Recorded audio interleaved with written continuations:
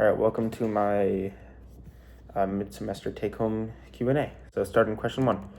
I feel that a mid-level company executive might want to choose to play in a weekend sponsored match. Could be to feel more connected to the company, and really kind of establish like a personal connection to the company. Like, hey, that's my sponsor. He could act like a sort of representative of the company in that manner. So he can feel like he's putting more effort in. He can feel like he's doing good for the company and that he may get something back from the company. So he has a better sense of belonging internally in the company. So I chose number 1 and number 5 for question 2. Spectator and participant markets differ from each other with respect to socioeconomic characteristics and media habits. I believe that participant markets are much more specific and quality-based rather than spectator markets, because the items that they have to be like performing in and everything need to be quality and need to understand and be able to undergo, that pressure of performing in a high performance environment. They can't fail, essentially. While spectator markets can be flooded with countless options of lesser quality, where there can be a little bit more leeway in the quality of it. As well as a spectator might be a little bit more impulsive on their decisions because they want to spend more time and everything in front of their team so that they can feel more of a part of it as well. In terms of their awareness of advertising, for number 2, I feel that spectators are easier to reach with advertising, as their entire experience is surrounded by ads. You can't get rid of them. Even if you buy a subscription, you're watching the game, you're going to see a bunch of ads on, let's say a hockey rink, you're going to see a bunch of ads on the rink, on the boards, on the Jumbotron, they're everywhere. I feel like they're easier to reach as well, but they are more aware and kind of thinking that advertising is annoying and more of a nuisance, but they still get influenced nonetheless. Participants, I think, are a little harder to reach. Sticking with the hockey example, if you're watching somebody play hockey, they're going to be in the moment. They're not going to be able to really look around and be like, oh, yeah, that's right, I should get car insurance. They're going to be thinking, oh, I have to score a goal. Also, for the fact that things like food and drink ads might not work on them as much because they have a performance lifestyle and they have specific diets or things they have to maintain, or they may be sponsored, so they won't be able to or not want to or need to buy something else. Question 3. Sport, I feel, differs from theater and concerts because it is spontaneous, unpredictable. Like, there's no plot line or anything like you may find in theaters, plays, and some operas as well. The adrenaline is entirely different than theater, at least. Theater encompassing plays and operas as well. As it is a very different and long-term adrenaline than you may find in like a concert or something like that. I find that sport is also different in a way that it has consequences to what goes on. If something happens in a movie, sure, there's consequences, but like I mentioned before, it's not as spontaneous because there's a written plot line. Sport can't use foreshadowing. Sport can't use things to like predict a plot line or like show consequences right there. A player could miss a goal and then that could cost them the game, and it is perishable. You can't go back, you can't rewatch, you can't see it again to understand it again. It happens in the moment, on the moment, and you can't really change that. So it's a perishable thing. You can't get back that time once you look at it, which can apply to all 3, but in sports it is very, very present. On to 4. So a SWOT analysis for the Toronto Blue Jays after their 2026 or 2025 season. For their strengths, something that like an org has better than another organization, something that they're doing right. I've said that they have a very strong financial baseline coming out of their 2025 season because they made it so far in the series. And I also feel another strength that they have is a fan base that is hyped for another year. The fan bases are ready to represent. We're ready to really show up and put our energy forward to hopefully get another chance at the World Series. Weaknesses and like what we're falling behind on, what an organization is falling behind on or not doing well in, I think is a lack of depth. We have a few key players, yes, on the Blue Jays, but I find that they kind of lack as you go farther into the bullpen. We have our big names, but we don't have the depth to support the Toronto Blue Jays once it gets to the bottom of the innings and everything, where everything is a little bit scrambled up. Opportunities and things that an org that can take advantage of to make themselves stronger.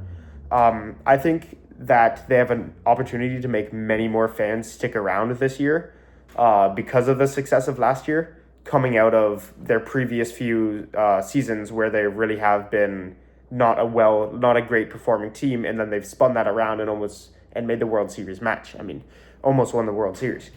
But because of that, so many more fans are like, oh, the Blue Jays are back and they're popular. They're doing great. We got to watch them. We got to support them. So I find that many more people could be sticking around this year if they play their cards correctly and do well. Threats, things internally and externally that can influence an organization. I said things like trading players and contracts ending, especially for the Jays, because we've lost some few key players like Bo Bichette, especially, as well as kind of feeding off of the opportunities. If you take the flip side of that, many may think that this is a one-hit wonder and they won't actually pay attention to them this season. They might go back to their other teams, or they might just ignore baseball altogether. Moving on to question 5. So the branding process for a newly formed basketball team. So brand awareness would be used to gain traction for that team and promote what they are as a team, like who they stand for, what they are, what they want to be.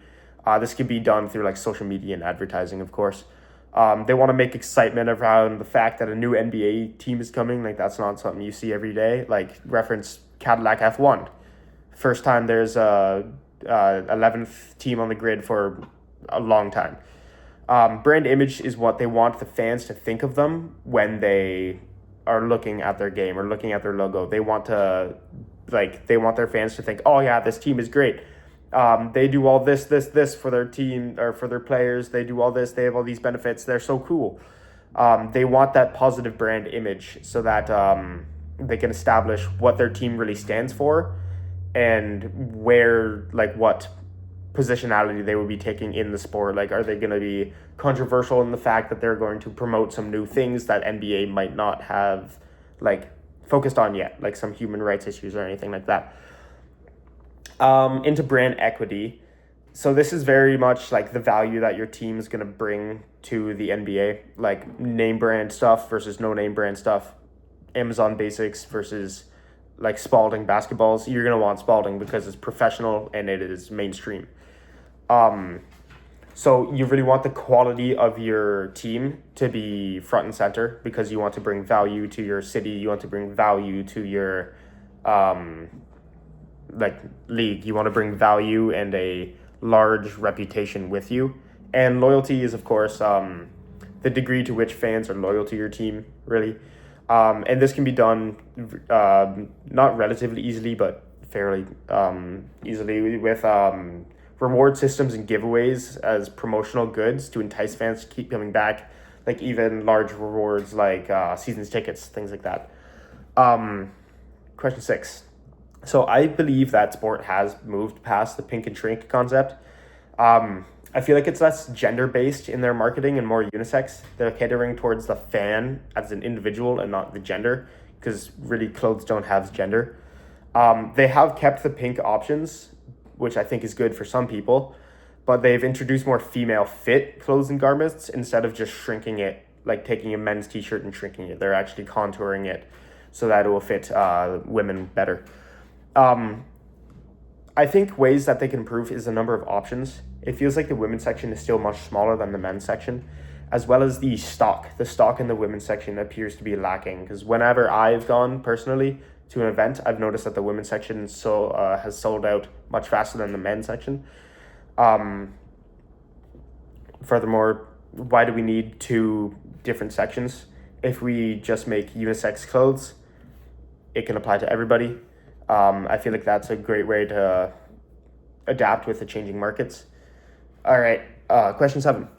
So starting with demographic, this includes age, gender, ethnic background, and family life cycle, and these can be seen as like, or this could look like an example, like a 25 to 30-year-old couple of Asian descent who are just having their first kids. A company may see this information and think, oh, these people might like a family pass, or they might like to sit in the family section if we reference like the Hamilton Tiger Cats, who have a family friendly seating section where no alcohol is served and like certain rules are applied.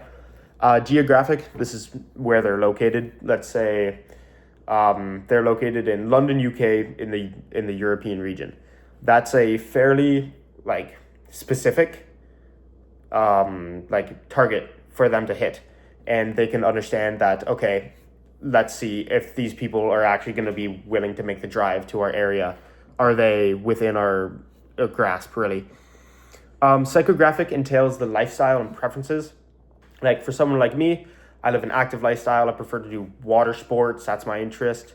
I think I have an open personality, and I'm also interested in music and dogs. But like, companies may use these nuances of an individual in their marketing to know the specific individual they are targeting and what they are truly interested, so they can tailor their advertisements. Like they wouldn't give me advertisements for motocross if they know that I'm into water sports. Socioeconomic. Behavioral. This is the behavioral aspects of somebody on a economic level, really. It's like, how often do they make a certain purchase? Like, do they get Timmy's coffee before they go to their hockey game every day? Or what do they do? Like, what do they spend their money on? And companies can use this advantage to like really know what somebody's going to buy. If it's like subscriptions or season tickets, you might be able to get somebody who purchases a lot of tickets on with a season ticket deal, because then they could save money. Socioeconomic, this is someone like income and occupation. So let's say this family, the father is, or one of them is a dentist who makes around 200 grand a year with a high level of education.